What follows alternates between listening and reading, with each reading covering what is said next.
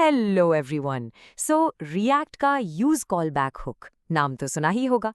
I know ये थोड़ा confusing हो सकता है, बट ट्रस्ट मी, ऐप की परफॉर्मेंस बूस्ट करने के लिए ये एक सुपर इंपॉर्टेंट टूल है। तो चलिए आज इसकी सारी मिस्ट्री को एकदम आसान भाषा में सॉल्व करते हैं।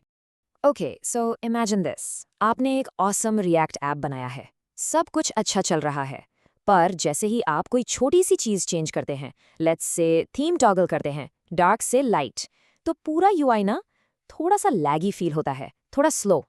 Sound familiar? हाँ, वेल, यहीं से हमारी डिटेक्टिव स्टोरी शुरू होती है। इस लैग के पीछे जो मेन रीजन है वो रिएक्ट का एक फंडामेंटल रूल है।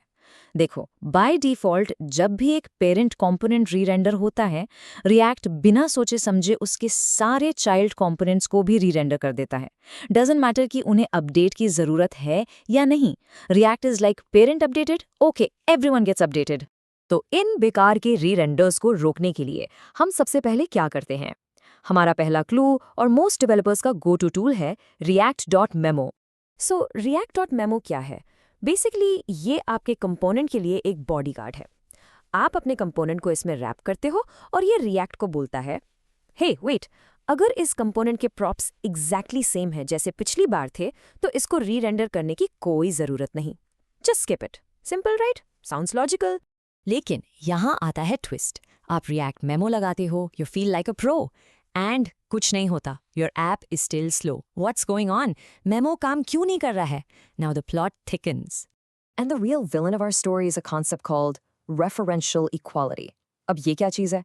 देखो, जावास्क्रिप्ट में फंक्शंस भी ऑब्जेक्ट्स की तरह ट्रीट किए जाते हैं। तो जब भी आप एक फंक्शन डिफाइन करते हो, भले ही उनका कोड 100% सेम हो, जावास्क्रिप्ट उन्हें मेमोरी में एक नई जगह देता है। So even if they look identical, fna is never ever equal to fnb. And this is where it all comes together. जब भी आपका पेरेंट कंपोनेंट री-रेंडर होता है, वो उस फंक्शन को फिर से बनाता है। और जब ये फंक्शन एज अ प्रॉप नीचे चाइल्ड के पास जाता है, react.memo के बॉडीगार्ड को क्या दिखता है? उसको हर बार एक नया फंक्शन दिखता है। तो उसके लिए प्रॉप्स तो कभी सेम होते हैं नहीं। And that poor child component gets re-rendered again and again.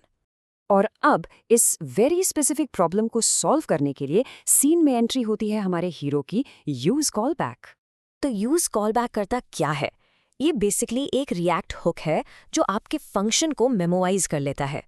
Simple भाषा में ये उस फंक्शन को फ्रीज कर देता है। Instead of creating a new function on every render, react आपको वही सेम पुराना फंक्शन इंस्टेंस लौटा देता है। चलो इसको एक शेफ एनालॉजी से समझते हैं। बिना यूज कॉल बैक के सोचो, एक मैनेजर हर दिन शेफ को रेसिपी की एक नई फोटोकॉपी देता है। शेफ हर दिन नया कागज देखता है और उसे पूरी रेसिपी फिर से पढ़नी पड़ती है, सुपर स्लो। लेकिन यूज कॉल बैक के साथ मैनेजर शेफ को एक ही बार एक लैमिनेटेड रेसिपी कार्ड दे देता है। अब शेफ उसे दूर से ही पहचान लेता है और फटाफट काम शुरू कर देता है। Fast, efficient. Okay, so use call back is powerful, लेकिन इस पावर को कंट्रोल कैसे करें? वेल, सारा मैजिक इसके डिपेंडेंसी अरे में छुपा है। The rule is actually pretty simple. Case 1, अगर आप एक एम्प्टी अरे देते हैं, फंक्शन सिर्फ एक बार पहले रेंडर पर बनेगा। That's it. केस 2, अगर आप अरे में कुछ वैल्यूज डालते हैं जैसे ए या बी, तो रिएक्ट नया फंक्शन सिर्फ तब बनाएगा जब उन वैल्यूज में से कोई चेंज हो। और केस 3, द बिगेस्ट मिस्टेक, अगर आप डिपेंडेंसी अरे देना ही भूल जाते हो तो कोई फायदा नहीं, यूज कॉल बैक हर रेंडर पर एक नया फंक्शन बनाता रहेगा।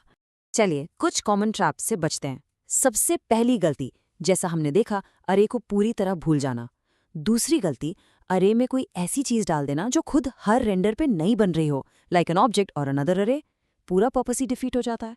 और फाइनली, आपका फंक्शन किसी वैल्यू को यूज कर रहा है बट आप उसको डिपेंडेंसी अरे में डालना भूल गए। This can lead to some really tricky bugs. Alright, now for the senior level question. तो क्या हमें हर फंक्शन को यूज कॉलबैक से रैप कर देना चाहिए? The answer is absolutely not. Let's see when smart developers actually use it. पर उससे पहले एक कॉमन कंफ्यूजन क्लियर करते हैं, use callback versus use memo. Think of it this way, use callback memorizes the function itself, मतलब वो आपको same recipe बार बार देगा। Use memo on the other hand runs the function and memorizes its result, मतलब वो आपको same cake बार बार देगा। So one is for the function, the other is for the functions return value. Simple. To use callback कब use करें? Here's your checklist. Number 1, a main scenario, जब आप एक फंक्शन को react.memo से रैप्ड चाइल्ड कंपोनेंट में as a prop pass कर रहे हैं। नंबर 2, जब आपका फंक्शन किसी और हुक लाइक यूज इफेक्ट का डिपेंडेंसी है। और नंबर 3, जब आप एक कस्टम हुक ऑप्टिमाइज कर रहे हो जो एक फंक्शन रिटर्न करता है। और इतना ही इंपॉर्टेंट है ये जानना कि इसे कब नहीं यूज करना है। पहली बात, हर फंक्शन को यूज कॉल बैक से मत रैप करो। It just adds complexity for no reason. दूसरी बात, अगर आपका चाइल्ड कंपोनेंट react.memo यूज ही नहीं कर रहा तो इसका कोई फायदा नहीं। और सबसे important part, this is an optimisation.